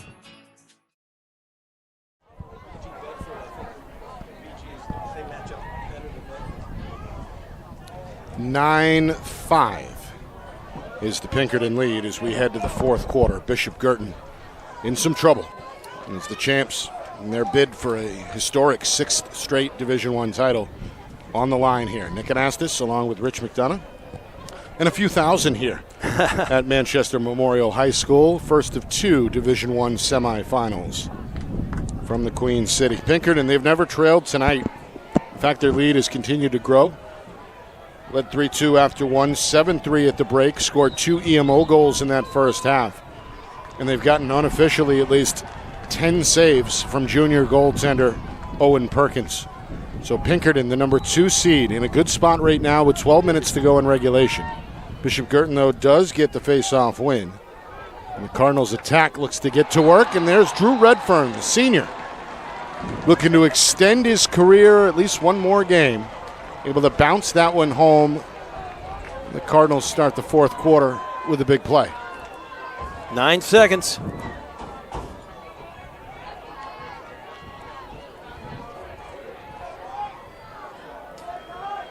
Well, they had him down low. I mean, he's done a lot of that duty this year, you know, with Owen King hurt, and he's gotten used to that elevation, just attacked from below GLE. And Rourke wins another one there. That's important for BG if you want to cut into this now 3-goal lead and close that gap with Pinkerton playing very well tonight. They just feel like it's their night. Freshman Fogo starting to get hot. He's got one of the 6 BG goals as well tonight. Cardinals have scored 2 straight. Back within shouting distance here. Pinkerton's lead now 9-6. Schmidt. Jack Redfern. Picked up off the switch. One-on-one with Justin Howell. Comes back middle, shoots. Wide left, out of play. Well, if the name Justin Howell sounds familiar, it's because he's the winner of the 2026 Jewett Construction Trade Scholarship Program. He's got some scholarship money. We're going to talk to Justin coming up on Saturday during championship coverage. Looking forward to hearing from the Pinkerton senior. Good clear by the Astros. Pole to pole there. And Sam Leo going to get rid of it. Weaver takes over behind the cage. Weaver against Steinbrück. Draws a slide. Up top, Michoud thought about it. And then a hot pass goes in and out of the stick of Michoud and flies out of bounds. Turned over to BG. I was just about to say you want to have a healthy possession here and don't turn it over. And even I made a thought crime for Pinkerton right there. You know how Schmidt goes down the sidelines, comes back middle, fires off the back foot. That one high and out of play. Nobody in position behind the cage. Yeah, no backup, just trying to force it. And, he's trying to make things happen, senior captain. And that was rolling up his stick as he let that one go. Credit the Pinkerton defender to just make it difficult for him to follow through. Meanwhile, it's Pinardi over midfield. Tyler Berry, the senior, is going to slow to a jog near side. The Astros in no hurry. They look to build on a 3-goal lead here, 2 minutes in fourth quarter. Don't want to take yourself out of rhythm, but chewing clock in a good way as possible. And what I mean by good is run some O. Stay in rhythm, but you don't have to rush it. Bernardi continues to circle in front of his head coach. Canaway trying to stay with him. Now it's Farrell who takes over on the near side wing, and he's stripped.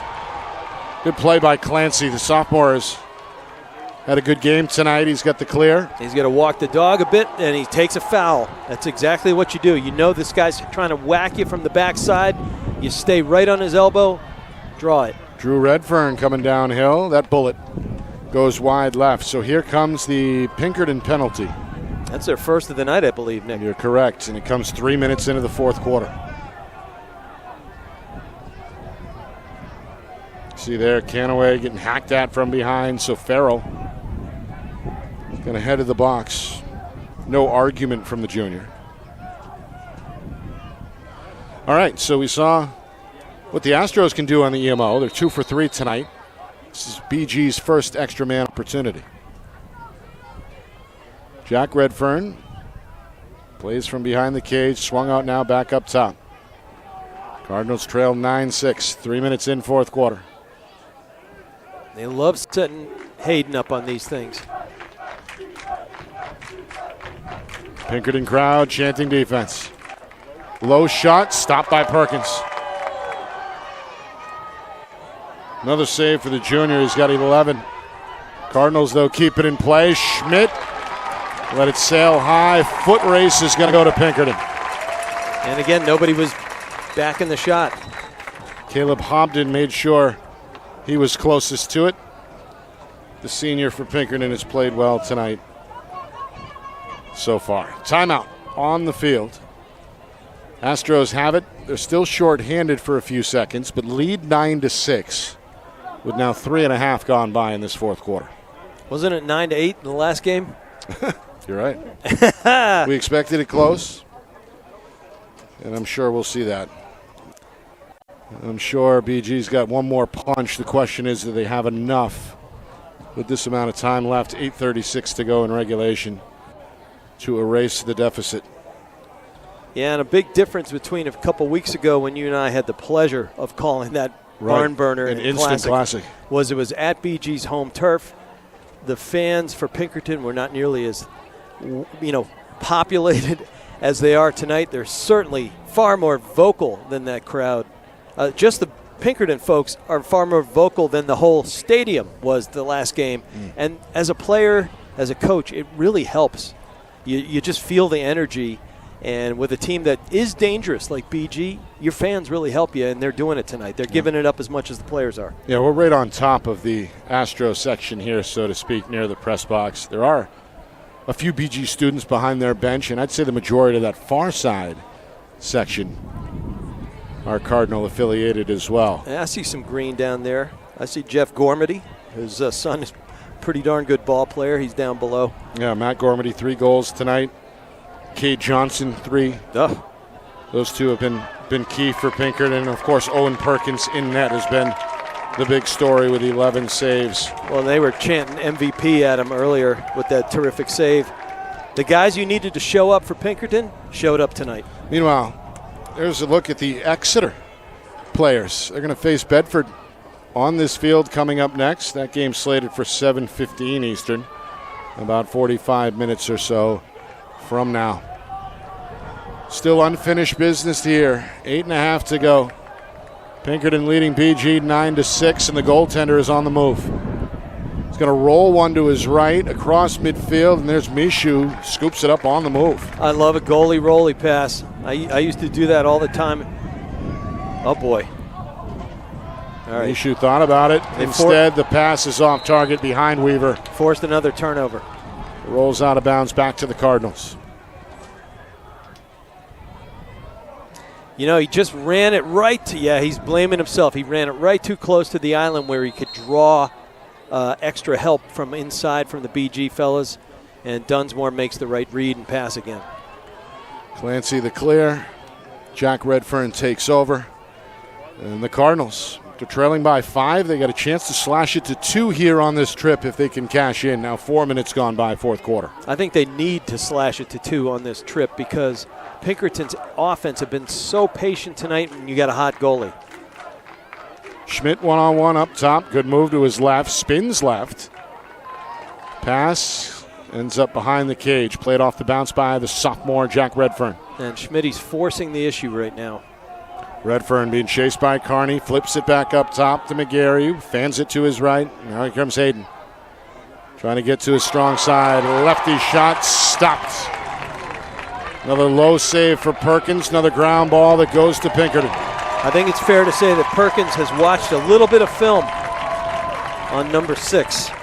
A dozen stops tonight. Looked like the defender wanted him to stay right.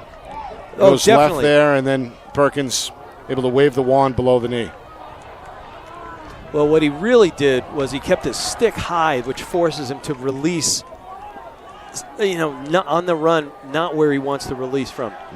And you can call that, if you get good with your goalie and defender, I'm a goalie, we could say hands high, hands low, and that'll force a shot one way or the other. But that takes a lot of reps together, and clearly I think Pinkerton is starting to get to that level all over again.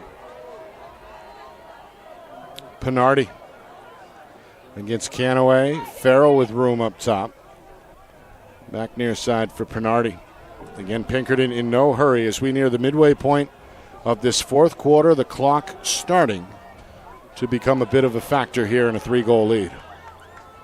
And a low-scoring game. Yep. Weaver one-on-one. Back to Pinardi. Low catch. Shot. Score. Cade Johnston off the Farrell feed. The 4th goal tonight for the junior. Pinkerton loves it. It's a 10-6 lead with 6 minutes to go. And yet again, that's about the 4th goal, Nick, maybe 5th, where they're using their own defender as a screen, and that makes Feliciano's job thankless and nearly impossible. With the kids who can shoot it at this velocity these days, you cannot read it quickly enough. That's one where you have to step out and play a high arc and hope that it hits you. I think that's going to be a push and face-off win on the violation. Stingle and Rourke both went tumbling. They're going to give it to the Cardinals. Inside of 6 minutes. Hayden was looking to shoot. Nothing there, though. Pulls it out to Drew Redfern. Hayden and Redfern, 2 seniors, hoping that their career won't end tonight. Save again by Perkins. Good cut there, but Perkins able to stomp out the fire before it could spread. Tough place to handle and follow through, but I'll tell you, Perkins he's locked in. He's absolutely locked in. Coming up on 5 minutes to go, 4th quarter. Pinardi being chased by Dunsmore. Cat and mouse game, moves behind the cage. Well, he's trying to get Dunsmore to lunge and push. Coach Osier directing traffic. Well, you mentioned it early, Rich, and it seems like the Pinkerton patience has been one of the key stories here tonight. Lengthy possessions, limited amount of mistakes, good shots, and as a result, they're working on a 10-6 lead. Well, yeah, and we said earlier, they're born to run. They love transition. They got the athletes to do it, but they've played themselves into multiplicity. They can play multiple types of game right now.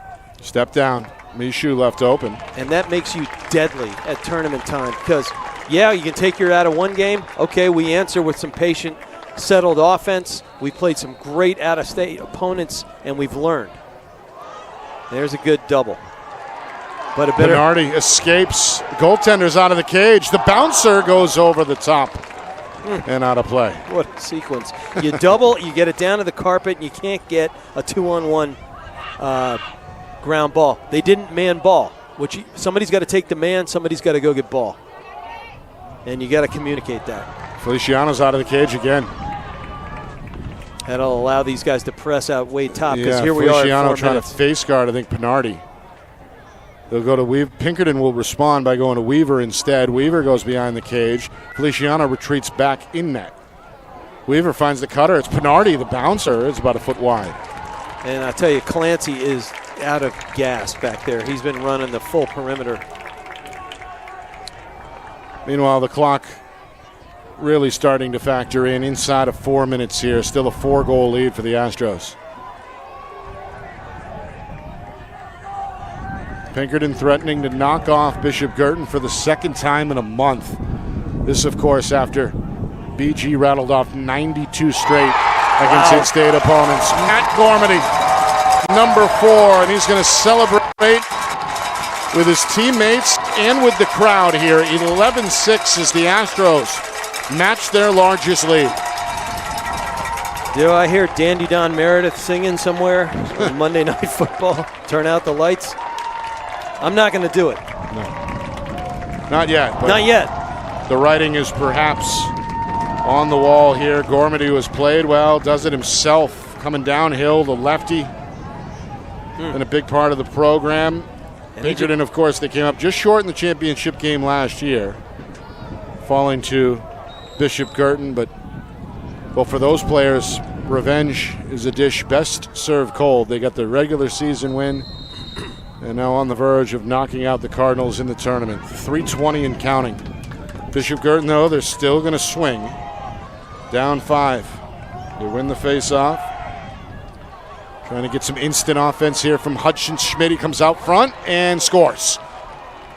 Able to beat Perkins up high. Good individual wraparound move there by the senior Hudson Schmidt, one of the co-captains for BG. They're not done yet. 11-7 Pinkerton. Well, we saw their quick strike ability in the first game in the fourth quarter. And, I mean, they have it in the tank. Hudson's been hunting the goal for all of this period, really, forcing it. He saw that his man fell down, got tripped up in the back of the net, I think.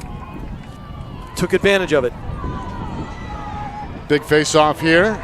McLeod helps out from the wing for the Cardinals.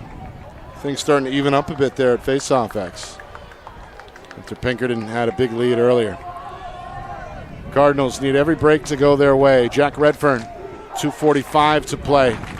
Waits for his personnel to get set. Coach Cameron brings Schmidt and Paquette back on. Paquette takes it on the move. He's got some room. He comes to his right. Now he's got a man beat. Shot, kick, save, Perkins. That was magnificent. Loose. They're going to wave it off. Somebody stepped in the crease. It's Pinkerton ball. Yeah, interference on the line right there. You can't do that.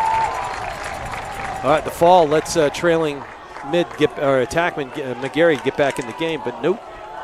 Pinkerton with yet another clear. And a stone-cold stop by Perkins. 14 saves by our count. As big of a factor today as any player. Yep. And he was in the first game. MVP of that first game. We're down to 2 minutes here. Pinkerton hoping to return to the state championship game. Gormity is knocked down. The ball is loose. And Steinbrook gets to it for Bishop Guertin. A long outlet pass finds the freshman Nate Berry. Berry goes tumbling down. Redfern takes over, swings it near side for Canaway. Cardinals got to hurry. We're down to 100 seconds. Hayden, goal line extended. 2 defenders in the area. Fakes the pass, hits the gas, goes behind the cage. Swings it to his right. Back up top it goes for Jack Redfern. Redfern puts the shoulder down. The sophomore. Excellent defense. Just excellent defense. Drew Redfern, big brother, going to take over. Goes back up top, swung to the left, step down, shot McGarry, and a score. They needed him 2 periods ago. Second goal for McGarry. 11-8, $1:18 to go. It's doable, but Haley's Comet rare, Nick. The ball movement was there. You ask, where's it been all game?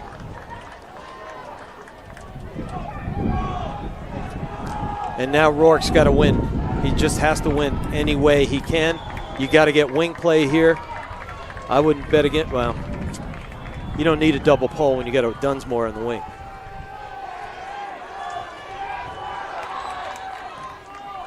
Stingle slips, and Rourke gets the win. And you got a penalty. Timeout. Minute 13 to go. BG's got the ball. Timeout here with 73 seconds remaining. Reminder, coming up next, the other Division I semifinal in Exeter. The winner goes on to Saturday's match. Will it be Pinkerton or will it be BG on the other side of the bracket? Set to find out in just over a minute from now. 11-8 Pinkerton. They've never trailed tonight. They led by as many as 5. They were the first team in 93 games to beat Bishop Guertin. First in-state opponent. That was last month. That was a streak that dated back to 2019. Now they're set to do it again, in perhaps even more impressive fashion, doing it in this big spot here in the semifinals. I think so too. I mean, there was a time in that first game we were watching where it looked like BG might have had the edge. Pinkerton willed itself back into that match. Tonight, they came out guns blazing, believing they were the better team, knowing they match up very well against this year's Pinkerton Astros match up well against this year's Bishop Guertin Cardinals, especially with King out for the season. Anytime you leave with a potent scorer like that, it's very difficult. I love what the Pinkerton fans are doing right now. Yeah, they're willing their guys home. Student section is up, going down field side here. And I'd imagine set to celebrate with the team if they can get to the finish line. BG has got something to say about that. Can they get 3 goals in 70 seconds? Out of the timeout, they go back door. They set up the play, and there's Jack Redfern on the doorstep for an easy one. Beautiful scripted play. You drag a guy over topside. You go back against the grain like a cycle in hockey. And then when all the buckets are turned north, where the ball is and rotating, you sneak a guy from X and find him on the doorstep. That was 100 times over. They scratched that out in practice and on side. Look, nobody's there. Everybody's focusing topside. Well, Pinkerton thought they had this one squared away. Instead, 3 straight goals in less than 2 minutes by BG. Another face-off win for Rourke. And the Cardinals are still alive here as we head down the stretch. Final minute, 4th quarter. BG's got to hurry, trailing 11-9. And they almost won it at the buzzer after coming from behind in game 1. We'll see if they can do it. Drew Redfern, shot, bouncer, stopped by Perkins. Perkins, lights out. 15 saves, big outlet pass. Nate Smith runs into trouble, but may have gotten a timeout from the sideline first. Coach Ozier to the rescue. He is 4 for 4 on superior timeouts. That one well timed with inside of 35 seconds remaining. His team hoping to put this one to bed out in front, 11-9. We see the Drew Redfern shot and save number 15 for the junior goaltender Owen Perkins. I would have liked a high bouncer right there. Perkins gets down in a hurry, but if you make him make 2 reads with a high bounce, anyway. Easier said than done. Water under the bridge. Trying to read what's going on in the room down below. Yeah, the Astro fans excited about something. People saluting the Cardinals green down there below. And Chris Cameron's asking for maybe a little more time on the clock.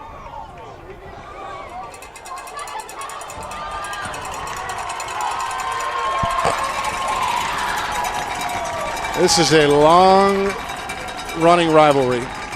2 of the premier programs. Of course, Pinkerton, they were the big dogs on the block for a long time, long before the NHIAA even sanctioned the sport. They were winning club titles in the 80s and early 90s. Won 12 ultimately under head coach Brian O'Reilly. And then Coach Cameron came along in 2004 and piles up 13 state titles of his own. His son Brian takes over, and they do it again last year. But it looks like the end of that impressive run is set to come tonight. Although maybe not just yet. Another turnover gives it back to BG. Long pass, ends up on the ground. Dwayne with the scoop, down to 25 seconds. Drew Redfern, gotta hurry, down the middle. Can't quite get that one off cleanly. It stays inbounds. Backed up by McGarry, tough angle shot. Hits the post. Loose ball inside of 15 seconds. Carney trying to track it for Pinkerton, gets to it. Senior lofts a rainbow pass, and this is going to bring the game to an end. There you go. The Pinkerton Astros are heading back to the NHIAA Division I State Championship game as they dethrone the Bishop Guertin Cardinals by a final score of 11-9 in the semifinals. Matt Gormady and Cade Johnston lead the way on the attack with 4 goals apiece, but the story perhaps was in between the pipes tonight, the play of junior goaltender Owen Perkins, who had 15 saves and held the Cardinals to 9 goals. Pinkerton is a winner, 11-9. Outstanding effort by number 11 between those pipes, goalie to goalie. I just got to honor that kind of effort and his cat quickness right there, elevating his team. Yeah, you got some serious offensive play from 4 or 5 players. Pinkerton, they balanced it out, the feeds, etc. But when your goalie is that hot, it allows you to take longer possessions, take a chance here or two or there, press, get an extra check, Nick, and Owen Perkins has taken this team into the next zone. We saw it in the first game. He did it again tonight. Meanwhile, it's the end of an era. Maybe not an era, but certainly the end of an impressive run for Bishop Guertin. They were state champs in 2021, 22, 23, 24, and 25. Tried to do it a record 6th time this year. Going to come just short as they finish with a 14-5 regular season record and includes an 11-1 mark against in-state competition. Had some tough injuries, no Owen King tonight, but ultimately not enough. As Pinkerton, the better team tonight, wire to wire, they close out, despite a late push from Bishop Guertin, close out the Cardinals 11-9. Obviously hot goaltending, but they engineered their own rhythm and dominance vis-a-vis the face-off circle, face-off dot. And I've been calling a lot of women's and college and girls' games too. But when you can get possession over and over again, I think at one point it was 12-4 in favor of Pinkerton in terms of face-off wins. It becomes psychologically difficult for your opponent. Yeah. There are the Astro players celebrating with the Pinkerton fans. That's awesome. Pure joy down on the sidelines. So the Astros, they're back in the state championship. They'll be there Saturday. The question is, who will be on the other side? Will it be Bedford or will it be Exeter? We're going to find that out coming up in just a little while here. Game number 2, the other semifinal, set to begin in just under a half hour. From my partner, Rich McDonough, my name is Nick Anastas. See you along. See you in a bit. Final score, final time. Pinkerton 11. Bishop Guertin 9. This has been a presentation of the 2026 NHIAA Boys Lacrosse Division I semifinals. Right here on Friday Night Lights, New Hampshire, broadcasting in conjunction with the NFHS Network.